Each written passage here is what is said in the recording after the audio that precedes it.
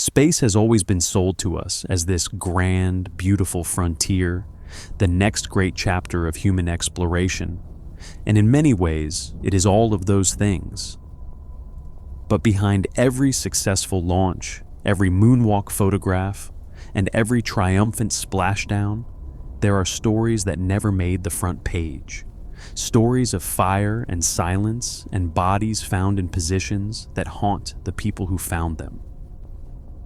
Tonight, we're going to talk about some of the most disturbing space disasters ever, the ones that still make no sense, the ones where everything went wrong in ways no one predicted, and the ones that were completely preventable if only someone had listened. In the spring of 1961, the Soviet Union was on the verge of something extraordinary. They were weeks away from launching the first human being into outer space, and the entire world was watching. Behind the scenes, though, the space program was running at a pace that would make most safety engineers lose sleep, because the Soviets were in a race, not just with the Americans, but with their own ambitions, and the pressure to perform was suffocating. One of the youngest men caught up in that pressure was a 24-year-old fighter pilot named Valentin Bondarenko. He was the baby of the cosmonaut group, the youngest of the original 20 men selected for the Soviet space program in 1960, and by all accounts, he was well liked. His fellow cosmonauts described him as mild-mannered, with a good singing voice, the kind of person who brought a certain lightness to the otherwise tense and grueling training environment. He played tennis, he smiled easily, and he was hungry to prove himself among a group of men who were all competing for the honor of being the first to leave the planet. In March of 1961, Bondarenko was deep into a 15-day endurance experiment at the Institute for Biomedical Studies in Moscow. The test was straightforward in concept, but brutal in execution. He was sealed inside a small, low-pressure altitude chamber, completely alone for days on end. The chamber was designed to simulate the conditions of a spacecraft cabin, and the atmosphere inside was saturated with at least 50% oxygen, possibly as high as 68%, depending on which source you read.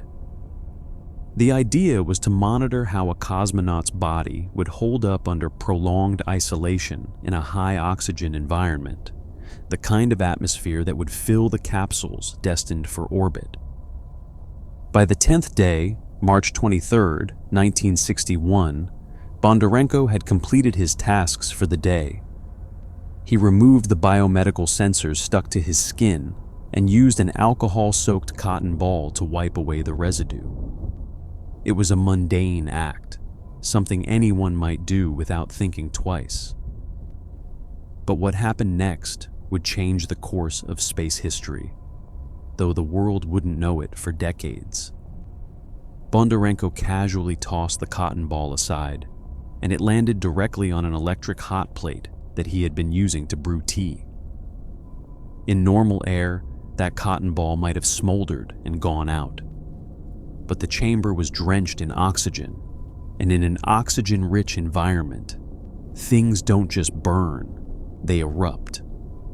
The cotton ball ignited instantly, and the flames spread with terrifying speed across the small chamber. Bondarenko's wool training suit caught fire, and he tried desperately to smother the flames with his hands and sleeves. But in that atmosphere, every movement only fed the blaze further.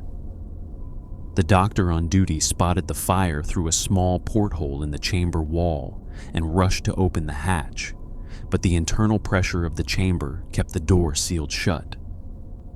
There was a bleed valve that had to be opened first to equalize the pressure, and that process took agonizing minutes. For all that time, Valentin Bondarenko was burning alive inside a sealed metal box, and there was absolutely nothing anyone could do to reach him.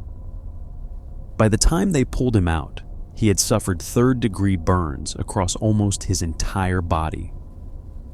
The attending surgeon at Botkin Hospital, a traumatologist named Vladimir Komarov, would later recall that when he tried to start an intravenous drip, the only blood vessels he could find intact enough to insert a needle were in the soles of Bondarenko's feet, the only part of his body that had been protected by his flight boots.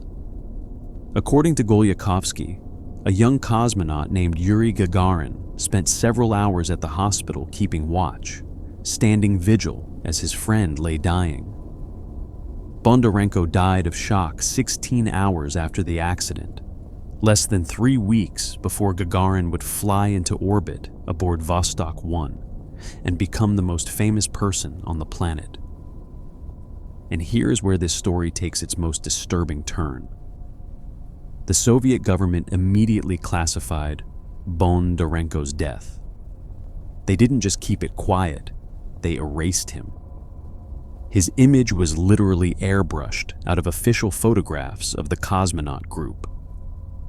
Where Bondarenko once stood, Soviet photo editors painted in backgrounds and imaginary details to make it look like he was never there at all. His name vanished from records. His family was told to stay silent, and for nearly 2 decades, the outside world had no idea that a Soviet cosmonaut had burned to death in a pure oxygen chamber.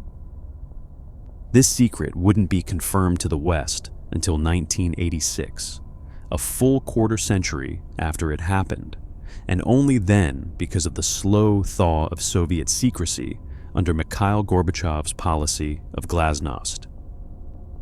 Before then, British researcher Rex Hall and American space historian James Oberg had independently noticed that official Soviet photographs of the cosmonaut group seemed to have been doctored, with empty spaces where a person had clearly once stood, or with clumsily inserted background details meant to disguise the absence of someone who had been erased. In his book, Red Star in Orbit, Oberg detailed how the Soviet government had literally painted over Bondarenko's image in group photographs as though he had never existed. It was a chillingly Orwellian act, the deletion of a man from the historical record, done not to protect national security, but to protect a national narrative, the fiction that the Soviet space program was infallible. The tragedy of Bondarenko's death is compounded enormously by what came after, because 6 years later, on the other side of the world, 3 American astronauts would die in almost exactly the same way during the Apollo 1 fire. The parallels are so striking, they border on the uncanny. A sealed cabin, a high oxygen atmosphere, a spark, and men trapped inside with no way to escape. There has been considerable speculation among historians, including reflections from the former Soviet premier Nikita Khrushchev himself, that if the Soviet Union had been transparent about the dangers of pure oxygen environments, the Americans might have reconsidered the design of the Apollo command module. Khrushchev, speaking years later during his enforced retirement after the Soyuz 11 tragedy, said he believed accident data should be shared openly between nations, so that scientists on both sides might take necessary precautions. But when he had the chance to make that happen in 1961, he chose secrecy instead. And so the lesson that Bondarenko's death should have taught the world went unlearned, buried in a classified file in Moscow, waiting for history to repeat itself. But Bondarenko's story was not the only disaster the Soviets buried in secrecy. In fact, the single deadliest accident in the entire history of space exploration happened on October 24, 1960, just 5 months before Bondarenko died, on a windswept launch pad at the Baikonur Cosmodrome in the heart of Kazakhstan. The event would later come to be known as the Nedelin Catastrophe, named after the man most responsible for causing it, and it is a story so horrific that the Soviet government kept it hidden from the world for nearly 30 years. At the center of this disaster was Marshal Mitrofan Nedelin, the commander of the Soviet Union's strategic rocket forces. Nedelin was an ambitious military man with deep political connections, and in the fall of 1960, his singular obsession was getting the R-16 intercontinental ballistic missile ready for its first test flight. The R-16 was a monster of a rocket, over 30 meters tall, 3 meters in diameter, and weighing 141 tons when fully fueled. It was designed as the Soviet answer to the American Atlas missile, and its fuel was a nightmare, a hypergolic combination of unsymmetrical dimethylhydrazine and a nitrogen tetroxide blend so toxic and corrosive that the engineers who worked with it had given it a name: devil's venom. The fuel ignited on contact, meaning that any leak, any spill, any mistake involving these chemicals could trigger an uncontrollable inferno, and the fumes alone were lethal. The R-16 was ahead of schedule. Engineers had originally targeted July 1961 for the first test launch, a perfectly reasonable timeline that would have allowed for thorough testing and safety checks. But Nedelin, driven by political pressure from Nikita Khrushchev and his own desire for glory, pushed the date forward. He wanted the rocket launched in time for the anniversary of the Bolshevik Revolution on November 7th, 1960. What should have been a methodical process of testing became a frantic sprint, and safety protocols started to fall away one by one. By October 23rd, the fully fueled R-16 was standing on Launch Pad 41, but problems had already started piling up. The electrical guidance system was malfunctioning, and there were fuel leaks. Under normal circumstances, the standard procedure would have been to drain the rocket's fuel, step back, and fix the problems on a safe, dry system. Nedelin refused. He ordered technicians to make repairs on the fully fueled rocket, right there on the pad, with 141 tons of devil's venom sitting in the tanks above their heads. What made matters worse was that Nedelin himself set up a chair near the base of the rocket to supervise the work, as if his presence there would somehow make the engineers work faster. And because the marshal was sitting at the pad, dozens of high-ranking officers and officials felt compelled to stay nearby as well. On October 24th, as technicians worked to reset a malfunctioning component of the automatic sequencing system, a short circuit sent an accidental signal to the second stage engines. The engines ignited. The exhaust from the second stage tore downward through the fully loaded first stage fuel tanks directly below, and the entire rocket erupted in a cataclysmic explosion. The automatic cameras around the launch pad, designed to film the rocket's eventual launch, activated the moment the engines fired, and they captured the entire catastrophe on film. The footage, which would not be seen by the public for decades, shows a wall of flame expanding across the launch pad in waves over a span of roughly 20 seconds. Human figures can be seen running, some of them on fire, stumbling and falling as the inferno consumed everything in its path. Many of those closest to the rocket were incinerated instantly.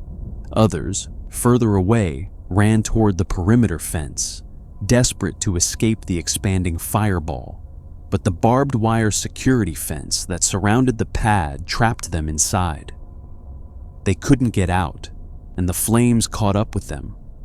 Still others died not from the fire itself, but from inhaling the toxic fumes of the devil's venom fuel, which turned the very air into poison. The legendary physicist Andrei Sakharov later described the scene in harrowing detail. Rocket designer Mikhail Yangel, the man who had designed the R-16, survived only because he had stepped away from the pad minutes before to smoke a cigarette behind a bunker. When he emerged, his creation was gone, and so were most of the people he'd been working with. The exact death toll has never been conclusively established. The official Soviet acknowledgement, which didn't come until 1989, listed over 54 confirmed dead, but many estimates place the number far higher, with some sources suggesting the real figure was closer to 120. Marshal Nedelin himself was among the dead, identified only by the Gold Star medal that survived on his remains.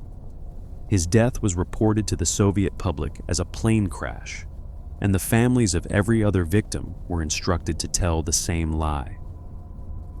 The European news agency Continentale was the first to report, in December 1960, from undisclosed sources, that a marshal and roughly 100 people had been killed in a rocket explosion. But without confirmation from Moscow, the story faded into the fog of Cold War rumor. American intelligence had slightly more to work with. A Discoverer reconnaissance satellite captured blurry photographs of the scorched launch pad, and one intelligence officer, shown the images 2 decades later, reportedly shook his head and said the scorched area was tremendous. But even the Americans kept what they knew quiet. For nearly 30 years, the only memorial for the victims was an obelisk erected at Baikonur in a small park surrounded by cracked plaques listing the names of the dead. Nedelin's name was not among them because his body had been sent back to Moscow for burial. Weddings in the nearby rocket workers' city of Leninsk were the only occasions when anyone visited the site, because the city had no other war memorial. Young couples would walk from their wedding ceremonies to stand beside the obelisk, pause in thought, and honor their dead. It was an unusual tradition, born from a tragedy no one was allowed to speak about, and it continued for decades in silence.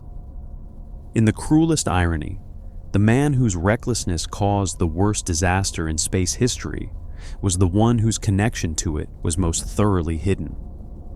Rocket designer Boris Chertok would later write that on average, the R-16 missile, without ever leaving the launch pad, killed more people than any 10 V-2 rockets that struck London during the Second World War, and it accomplished this devastation without carrying a single warhead.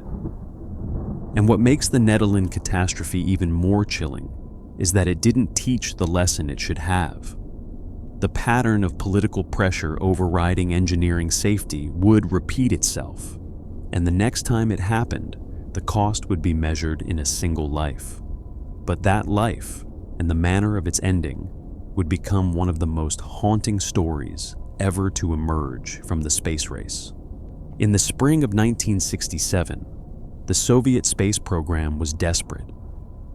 The Americans were making rapid progress with their Gemini missions, and the Apollo spacecraft was nearly ready for its first crewed flight. The Soviets needed a victory, something dramatic to reassert their dominance, and the vehicle they pinned their hopes on was a brand new spacecraft called the Soyuz. The plan was ambitious. 2 Soyuz capsules would launch within a day of each other, rendezvous in orbit, dock, and then one cosmonaut would perform a spacewalk from one vehicle to the other. It would have been a spectacular achievement, a propaganda triumph, and a demonstration of Soviet superiority. The man chosen to fly the first of these capsules, Soyuz 1, was Colonel Vladimir Komarov, a 40-year-old engineer and test pilot who had already earned his place in history as the commander of Voskhod 1, the first multi-person spaceflight. Komarov was experienced, respected, and quietly terrified. Engineers who had been working on the Soyuz had identified over 200 structural problems with the spacecraft. It was, by any reasonable standard, not ready to fly. According to some accounts, Yuri Gagarin, who was Komarov's backup pilot and close personal friend, compiled a 10-page memo detailing the flaws and recommending that the launch be postponed. He gave the memo to a friend in the KGB named Veniamin Rusayev, hoping it would reach the upper levels of Soviet leadership, but the memo went nowhere. Everyone who touched it was either demoted, reassigned, or silenced. The political pressure from Moscow, particularly from Premier Leonid Brezhnev, who wanted a spectacle to celebrate the 50th anniversary of Soviet power, was simply too great. The launch would go ahead as planned. Komarov knew what this meant. According to Rusayev, Komarov confided to friends before the flight that he did not expect to come back alive. When asked why he didn't refuse the mission, he reportedly said that if he stepped aside, they would send Gagarin instead, and he couldn't let his friend die. Some historians have questioned the accuracy of Rusayev's account, but what is not disputed is that on launch day, April 23, 1967, Gagarin showed up at the launch site and demanded to be fitted with a pressure suit, apparently attempting to force his way onto the flight. Whether this was a genuine effort to replace Komarov or simply a gesture of solidarity will never be known. What is known is that Soyuz 1 launched that morning with Komarov alone aboard, and the problems began almost immediately. One of the spacecraft's 2 solar panels failed to deploy, cutting Komarov's electrical power by more than half. The navigation system became unreliable, and the attitude control system, which kept the capsule oriented in space, began to fail. Over the next several orbits, Komarov fought to stabilize the spacecraft, but the situation deteriorated steadily. The launch of Soyuz 2 was canceled due to thunderstorms at Baikonur, and Komarov was ordered to bring the capsule home. After 16 orbits, he began his re-entry.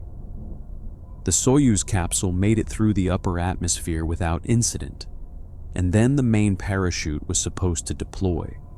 It didn't. The drogue chute came out, but the main canopy, packed inside its container, refused to release. Komarov activated the backup parachute manually, but it tangled with the drogue lines and never inflated. There was nothing left to slow his descent. Soyuz 1 fell toward the steppes of Orenburg Oblast at roughly 140 kilometers per hour. Listening posts in Turkey are said to have intercepted transmissions from the capsule in its final minutes, and according to some accounts, Komarov's voice could be heard, filled with rage and frustration. The controversial 2011 book, Starman claims he shouted words to the effect of calling it a devil ship, saying nothing he put his hands on worked properly. Official Soviet transcripts tell a different story, with Komarov's last recorded words being calm and professional. "I feel excellent. Everything's in order. Thank you for transmitting all of that. Separation occurred." What happened next required no transcript. The capsule hit the ground with catastrophic force, traveling at roughly the speed of a car on a highway, and the impact was followed immediately by the detonation of the capsule's solid-fuel landing rockets, which had been designed to fire just before touchdown, but instead ignited on impact. The wreckage burst into flames, and by the time rescue helicopters reached the crash site, there was nothing left of Vladimir Komarov that could be recognized as human. Witnesses described his remains as resembling a lump of charred material. The only identifiable part of his body was a heel bone. Soviet officials displayed his charred remains in an open casket at his state funeral in Moscow's Red Square on April 26th, and some historians believe this was at Komarov's own request. A final act of defiance against the men who sent him to his death in a spacecraft they knew was broken. His ashes were interred in the Kremlin Wall necropolis. American astronauts requested permission to send a representative to the funeral, but the Soviet government turned them down. In the weeks that followed, Gagarin publicly criticized the program leadership, alluding to the administration's failure to listen to the concerns that the Cosmonaut Corps had raised about the Soyuz. Less than a year later, on March 27, 1968, Gagarin himself was dead, killed in a jet training accident under circumstances that remain debated to this day. The two friends, bound together by loyalty and tragedy, were gone within 11 months of each other. That same year, 3 months before Komarov's flight, another fire had already shaken the world of space exploration. On the evening of January 27th, 1967, at Launch Complex 34 at Cape Kennedy in Florida, 3 American astronauts were sealed inside the command module of what was to be the first crewed Apollo mission. They were Virgil Gus Grissom, one of the original Mercury 7 and the second American in space, Edward White, the first American to perform a spacewalk, and Roger Chaffee, a young naval aviator on his first spaceflight assignment. All 3 were experienced, capable, and deeply invested in the Apollo program, but in private, they harbored serious reservations about the spacecraft they had been given.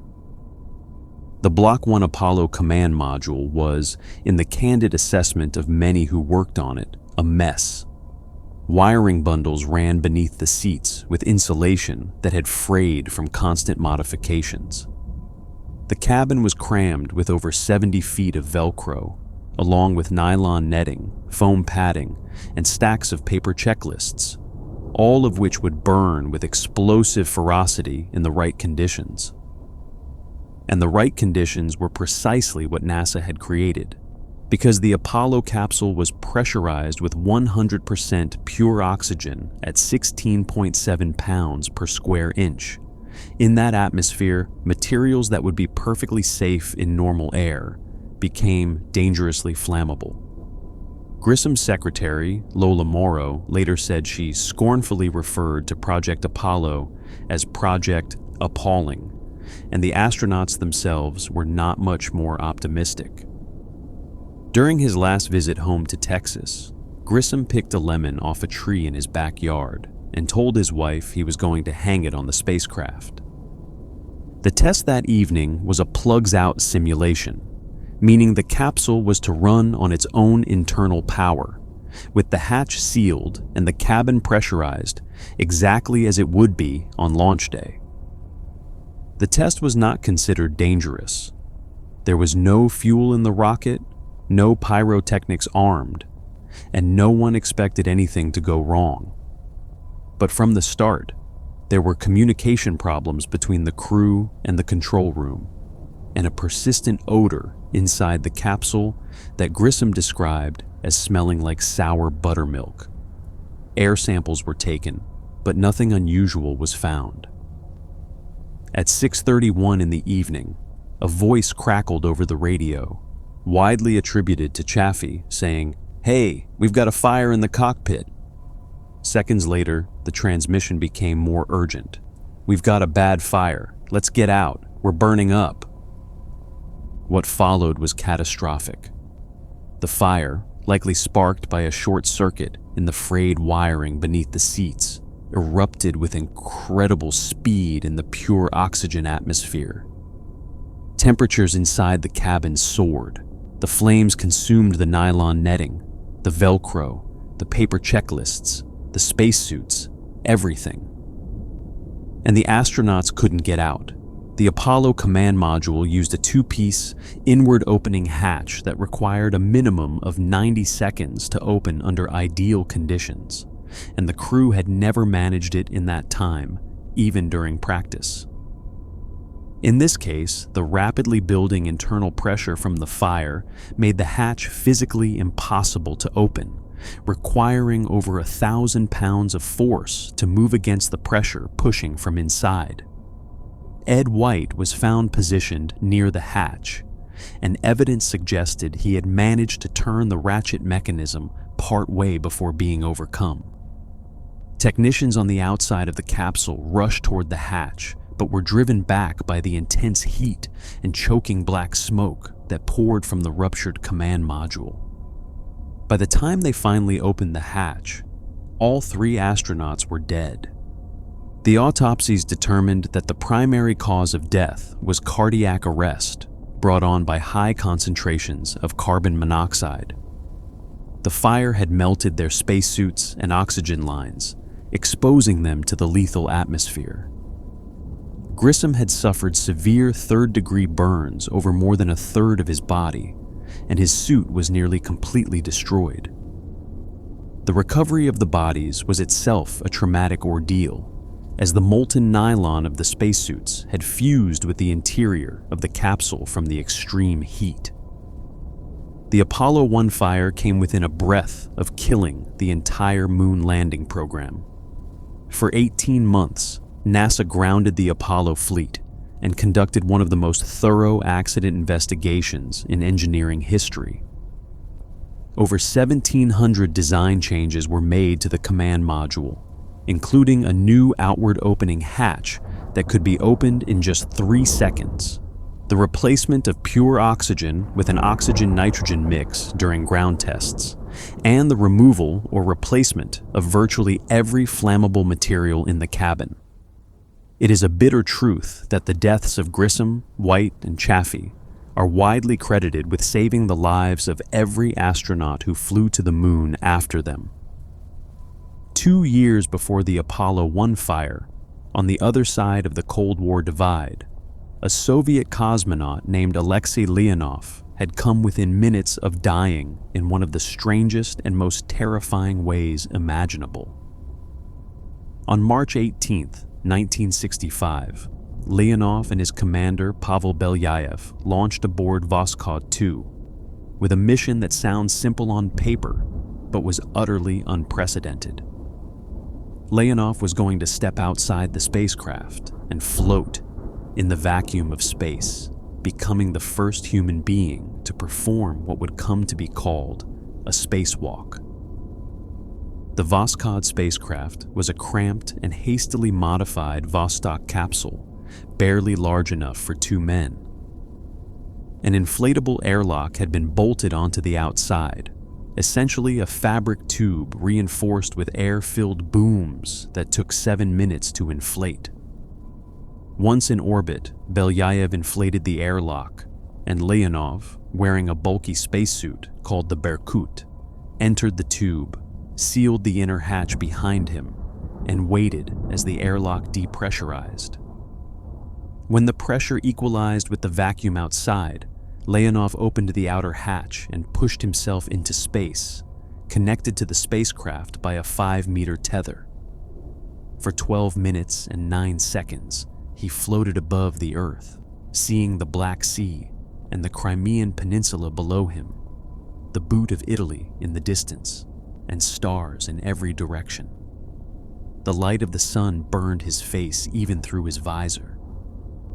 It was, by any measure, one of the most extraordinary moments in human history. But then everything went wrong. In the vacuum of space, with no external air pressure pushing against it, Leonov's suit began to inflate. The difference in pressure between the inside of the suit and the void outside caused the suit to balloon outward, becoming rigid and unwieldy. His hands were pushed out of the gloves, his feet slid out of the boots. And when it came time to return to the spacecraft through the narrow airlock tube, Leonov discovered with mounting horror that he no longer fit. The suit had ballooned to the point where he simply could not squeeze through the opening. His body temperature was spiking, rising nearly 2 degrees Celsius in under half an hour, pushing him toward heat stroke. He was sloshing in sweat inside the suit, and he had only about 5 minutes before the spacecraft would rotate into the Earth's shadow, plunging him into total darkness. With no other option, Leonov made a decision that was either incredibly brave or simply desperate. He opened a valve on his suit and began to bleed oxygen out into space, slowly deflating the suit. This was extraordinarily dangerous because reducing the pressure put him at risk of decompression sickness, the same condition that kills deep-sea divers who ascend too quickly, and because he was literally venting his own air supply. If he let out too much, he wouldn't have enough oxygen to breathe. He reduced the pressure well below safety limits, and the suit deflated enough for him to force himself back into the airlock, entering head first instead of feet first as protocol required, which meant he then had to execute an almost impossible flip inside the claustrophobic tube to orient himself for re-entry into the capsule. He managed it, barely, and Belyaev sealed the hatch behind him. But the ordeal wasn't over. When the airlock was jettisoned in preparation for re-entry, the spacecraft was sent into a spin. Oxygen levels inside the cabin began to climb to dangerously high levels, and both cosmonauts knew what that meant. They had heard about Bondarenko. A single spark in that environment could have vaporized the entire spacecraft.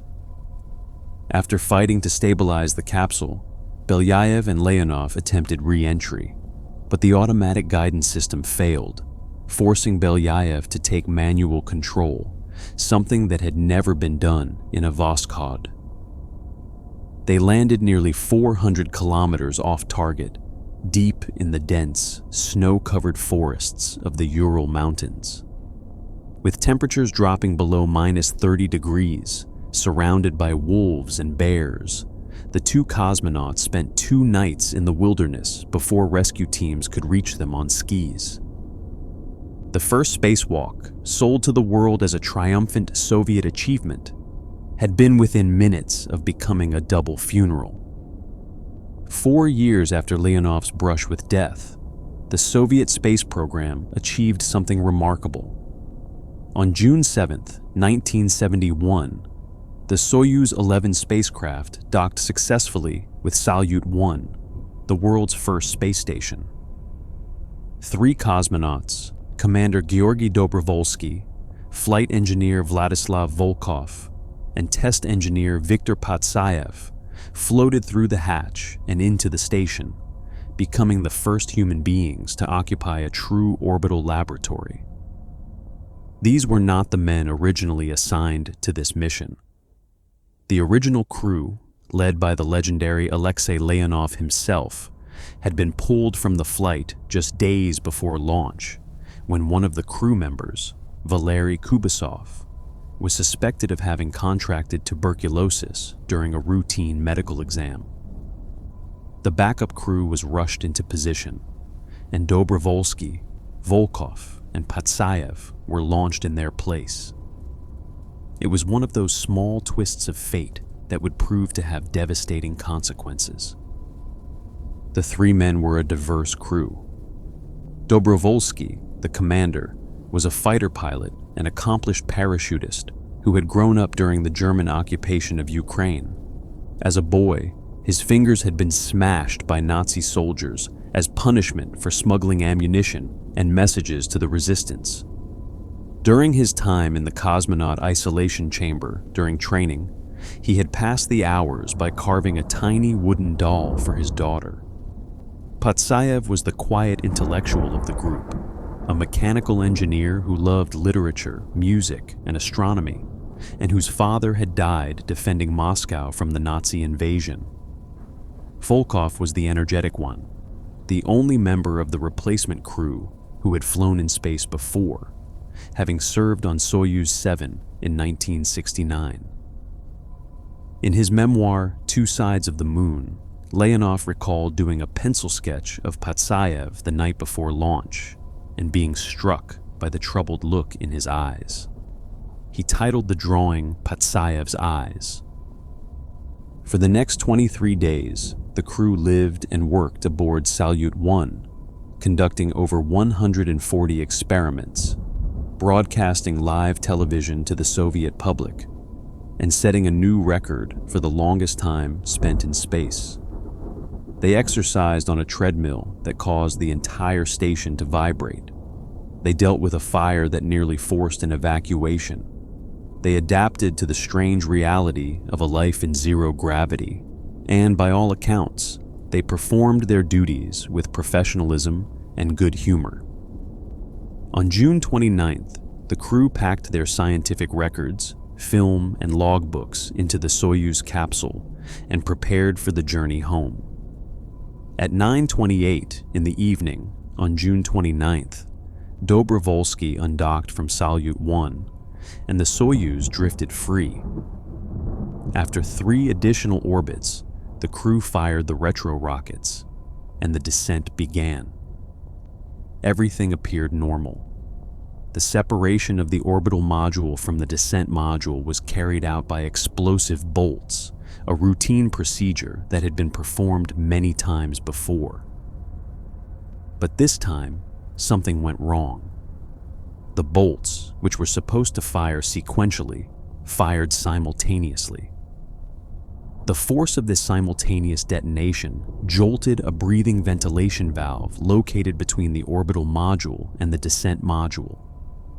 The internal mechanism of the valve shifted, loosening a seal that was designed to equalize cabin pressure at lower altitudes, but was never supposed to open in the vacuum of space. At an altitude of 168 kilometers above the Earth, the valve cracked open and the air began to escape.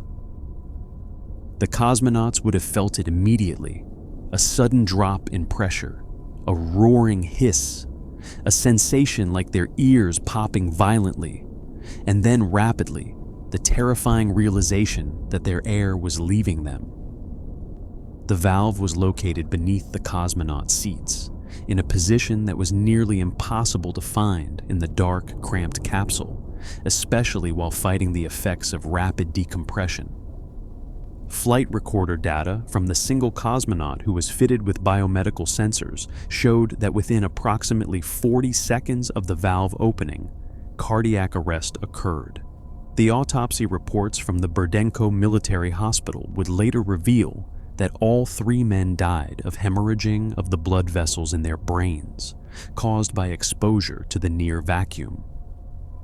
The oxygen and nitrogen dissolved in their bloodstreams began to bubble as the pressure dropped, rupturing vessels throughout their bodies. Blood seeped from their noses and ears. The process would have been agonizing. First, an intense pressure in the chest, abdomen, and head. Then their eardrums would have ruptured. Within about 20 seconds, the effects of oxygen starvation would have made it impossible for them to function, though they may have remained conscious for up to 40 seconds. Based on the positions of the bodies when they were found, investigators believe that Dobrovolsky and Volkov unstrapped from their seats and attempted to find the source of the leak. Patsayev's body was found positioned near the valve, and it is believed he may have been trying to close or block it when he lost consciousness. None of them had time. Almost 25 minutes later, the Soyuz 11 descent module landed automatically in Kazakhstan, touching down with a textbook perfect descent. The recovery team, waiting on the ground, watched the parachute billow overhead and felt a rush of excitement. They had been tracking the capsule's return, expecting to welcome home 3 national heroes. When they reached the capsule and hammered on the hull to announce their arrival, there was no response from inside. When they opened the hatch, they found all 3 cosmonauts still strapped in their seats, motionless. Their faces were covered in dark blue patches, and trails of blood had dried on their skin from their noses and ears. Dobrovolsky was still warm.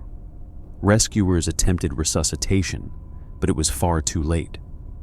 The first communication between the recovery team and mission control came in the form of 3 numbers: 111. On the cosmonaut condition scale, 5 meant excellent, 4 was good, 3 meant injuries, 2 meant serious injuries, and 1 meant fatal. 3 ones told the flight controllers everything they needed to know. The bitterest irony of the Soyuz 11 disaster is that if the cosmonauts had been wearing spacesuits, they would have survived. The Soyuz was designed to carry 3 men, but with 3 men in the cabin, there was no room for bulky pressure suits. The suits had been left behind to save weight and space, a design compromise that traded survival capability for comfort. After the disaster, the Soyuz was completely redesigned. It was modified to carry only 2 cosmonauts, making room for pressure suits, and the lightweight Sokol suit was developed specifically for launch and re-entry. It would not fly 3 cosmonauts again until the Soyuz-T redesign in 1980. To this day, every cosmonaut and astronaut who rides a Soyuz wears a pressure suit during launch and landing, a direct result of what happened to Dobrovolsky, Volkov, and Patsayev on that silent descent in 1971. Years later, a very different kind of disaster would unfold, not in the silence of space, but in front of millions of watching eyes. On the morning of January 28, 1986, the Space Shuttle Challenger sat on Launch Pad 39B at the Kennedy Space Center in Florida, wreathed in ice. The previous night, temperatures in central Florida had plunged well below freezing, and icicles hung from the launch structure like glass teeth.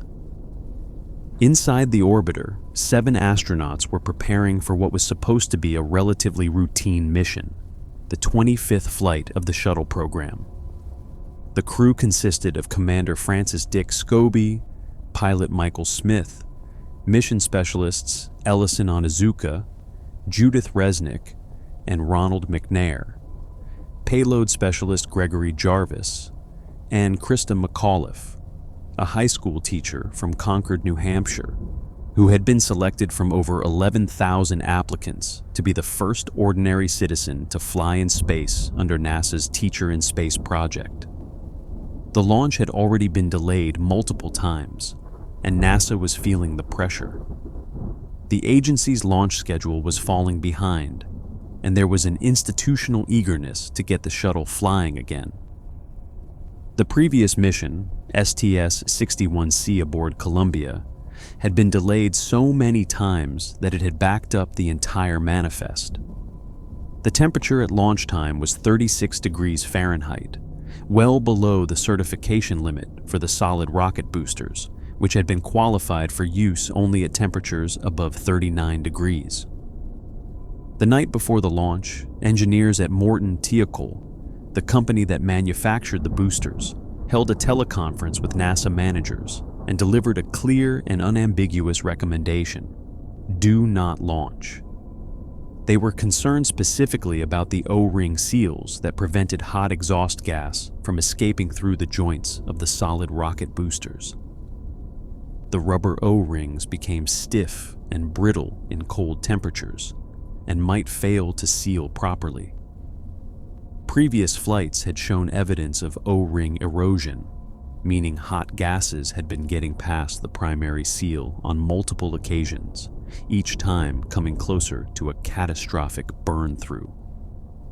Engineer Bob Abeling would later recall saying about the decision to launch in the freezing 18-degree overnight conditions, "We're only qualified to 40 degrees. What are we doing?" Alan McDonald, Thiokol's director of the Solid Rocket Motor Project, refused to sign the launch recommendation. He argued passionately against proceeding, but NASA managers pushed back, and in what would become one of the most scrutinized management decisions in engineering history, they asked Thiokol to reconsider their position.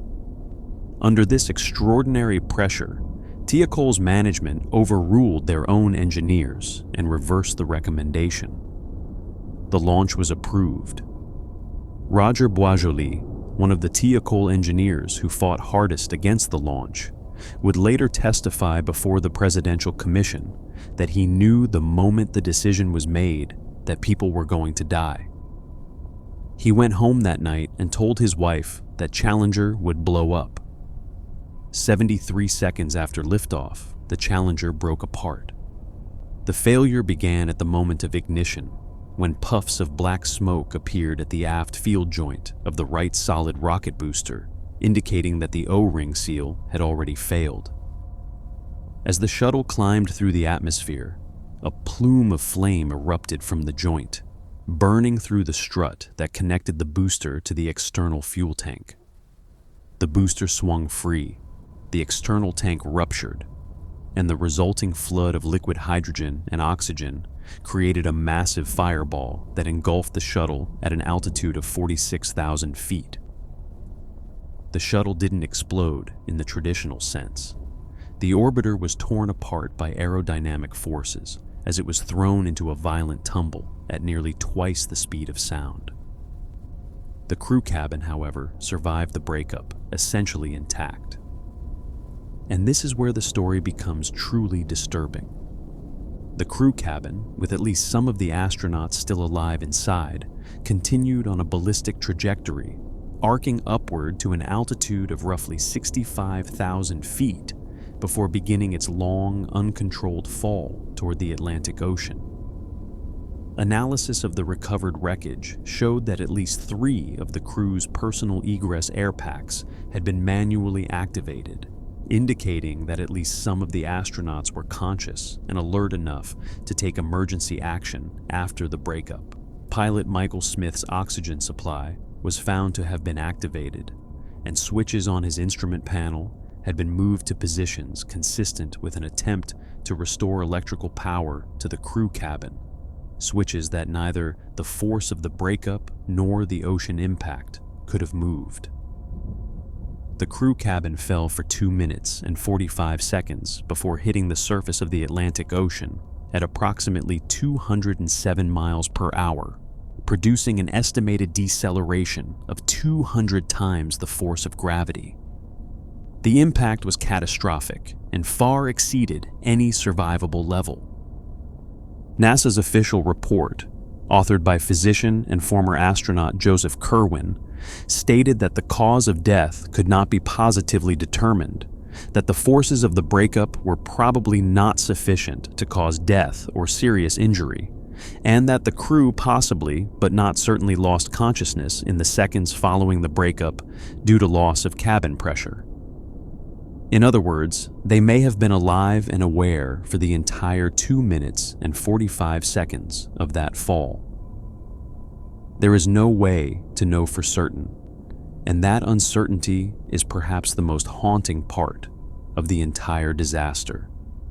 A fabricated transcript of the crew's alleged final words circulated in tabloid newspapers for years afterward, but it was debunked. The crew had no personal voice recorders, and the cabin intercom lost power the instant it separated from the orbiter. Whatever words were spoken in that falling cabin died with the people who spoke them.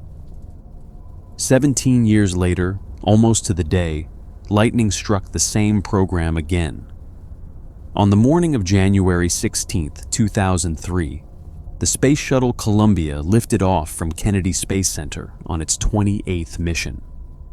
81 seconds into the ascent, a briefcase-sized chunk of insulating foam broke free from the shuttle's external fuel tank and struck the leading edge of Columbia's left wing. The impact was captured on camera, but the footage was of such low quality that engineers could not determine the exact location or severity of the damage. In the days that followed, a team of engineers at NASA grew increasingly concerned. They requested high-resolution satellite imagery of the wing to assess the damage. But NASA management denied the request. The reasoning, as far as it can be reconstructed, was that even if the damage was serious, there was nothing that could be done about it in orbit. This was a conclusion that the Post-Accident Investigation Board would later call catastrophically wrong. Foam had been falling off the external tank for years on nearly every shuttle launch. It had become so routine that NASA had given it a name, foam shedding, and had essentially normalized it. The agency had convinced itself that because foam strikes had not caused a catastrophe before, they would not cause one in the future. This is a pattern of thinking that investigators later identified as one of the most dangerous cultural traits in the organization, the substitution of past success for sound engineering analysis. In this case, the foam that struck Columbia was not a small flake. Post-accident testing proved that a chunk of foam of that size traveling at the speed it was moving, was entirely capable of punching a hole through the reinforced carbon-carbon panels that protected the wing's leading edge from the extreme heat of atmospheric re-entry. And that is exactly what had happened. For 16 days, the 7-member crew of Columbia lived and worked in orbit, conducting 80 scientific experiments, completely unaware that their spacecraft was fatally wounded. Commander Rick Husband was a deeply religious man, a colonel in the Air Force and a test pilot who had dreamed of flying in space since he was a boy.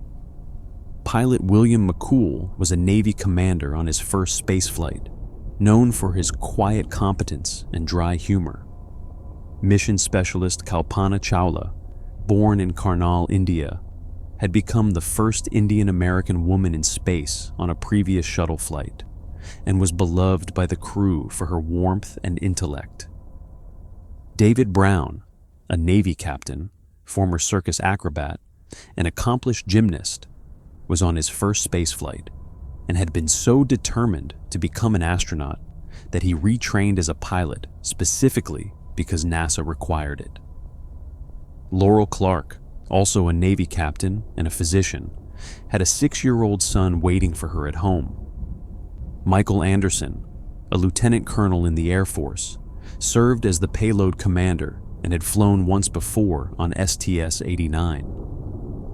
And Ilan Ramon, a colonel in the Israeli Air Force who had participated in the 1981 strike on Iraq's Osirak nuclear reactor, was the first Israeli astronaut, carrying with him into orbit a pencil drawing by a boy named Peter Ginz, a young artist who had sketched what he imagined Earth looked like from the moon. Ginz had been murdered at Auschwitz at the age of 16. These 7 people went about their work for 16 days with the dedication and enthusiasm that marked every shuttle crew, chatting with the crew of the International Space Station, calling home to their families, and completing their experiments ahead of schedule. On the morning of February 1st, 2003, they closed the payload bay doors, strapped into their seats, and began the re-entry sequence. At 8:44 in the morning, the first signs of trouble appeared. Temperature sensors on the left wing began transmitting anomalous readings. 4 hydraulic sensors in the same wing dropped to their minimum values. At 8:59, communication with Columbia was lost. By 9 o'clock in the morning, the shuttle was disintegrating over northeastern Texas, traveling at 23 times the speed of sound at an altitude of roughly 200,000 feet. The investigation later determined that superheated atmospheric gases had penetrated the hole in the wing's leading edge and destroyed the wing's internal structure from the inside out. When the wing collapsed, Columbia was thrown into an uncontrollable tumble, and the aerodynamic forces tore the orbiter apart. The crew module separated from the fuselage at an altitude of about 140,000 feet. The investigation later revealed that depressurization occurred so rapidly that the crew did not have time to close their helmet visors. Some were not even wearing helmets or gloves. They lost consciousness within seconds. Debris rained down across more than 2,000 locations in eastern Texas, Arkansas, and Louisiana. Residents on the ground heard a thunderous boom and saw streaks of white smoke cutting across the clear morning sky. 2 search helicopter pilots were killed in a crash during the recovery effort, adding an additional layer of tragedy to an already devastating event. The remains of the crew were scattered across miles of rural East Texas, and the painstaking recovery operation would take months, involving thousands of volunteers and search teams who walked in lines across open fields and thick forests, looking for any piece of wreckage or any trace of the 7 people the nation had lost. Perhaps the most disturbing revelation to come out of the Columbia investigation was the statement attributed to John Harpold, then NASA's Director of Mission Operations, who allegedly told a colleague during the mission that if the thermal protection system had been damaged, it was probably better not to know. He reportedly said that the crew would rather have a happy, successful flight and die unexpectedly during entry than to stay in orbit, knowing there was nothing to be done until their air ran out. The Columbia Accident Investigation Board later determined that this assessment was wrong. Columbia could have remained in orbit until approximately February 15th. The shuttle Atlantis, which was already being prepared for its next mission, could have been expedited for launch as early as February 10th. There was a narrow but real window in which the crew could have been rescued, or the wing could have been repaired using improvised materials from within the shuttle itself. None of these options were pursued because no one in a position of authority was willing to acknowledge the possibility that the foam strike had caused critical damage. The cultural and organizational failures that led to the Columbia disaster were, in the words of the investigation board, remarkably similar to those that had caused the Challenger disaster 17 years earlier. NASA had failed to learn from its own history. When we look back at all of these stories together, a disturbing pattern emerges. Almost every one of these disasters was, to some degree, preventable. Almost every one involved people who knew something was wrong, but were either unable or unwilling to stop what was happening. Political pressure silenced engineers in Moscow. Institutional arrogance overrode safety concerns in Houston. Secrets were kept when openness might have saved lives, and schedules were prioritized when patience might have prevented funerals. And in every case, the people who paid the ultimate price were the ones who had the least power to change the outcome. The cosmonauts and astronauts who died in these disasters were not reckless thrill seekers. They were professionals who understood the risks of their work, but trusted the systems and the people responsible for keeping them alive. And in case after case, that trust was betrayed by decisions made far from the launch pad, by men in offices and committee rooms who weighed risk against schedules and budgets and decided that the schedule was more important. Vladimir Komarov reportedly knew his spacecraft was a death trap and flew it anyway because the alternative was watching his best friend die. The engineers at Morton Teocel begged NASA not to launch Challenger in the freezing cold and were overruled by their own managers. The team at NASA who wanted satellite imagery of Columbia's damaged wing were told, in essence, that it was better not to know. Valentin Bondarenko burned to death in a sealed chamber, and his government erased him from photographs.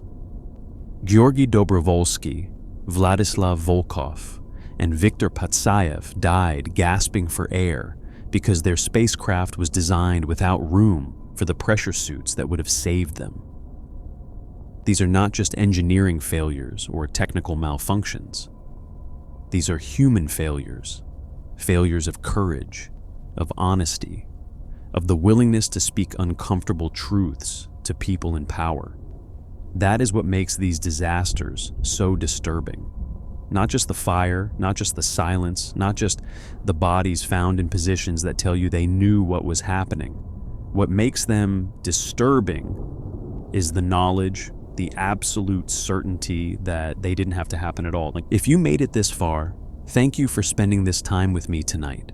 If you enjoyed this deep dive into the darker side of space exploration, I'd really appreciate it if you could hit the like button and subscribe to Unexplained Mysteries for Sleep. It helps the channel more than you know, and it means we can keep bringing you stories like this one. Sweet dreams, everyone, and I'll see you in the next one.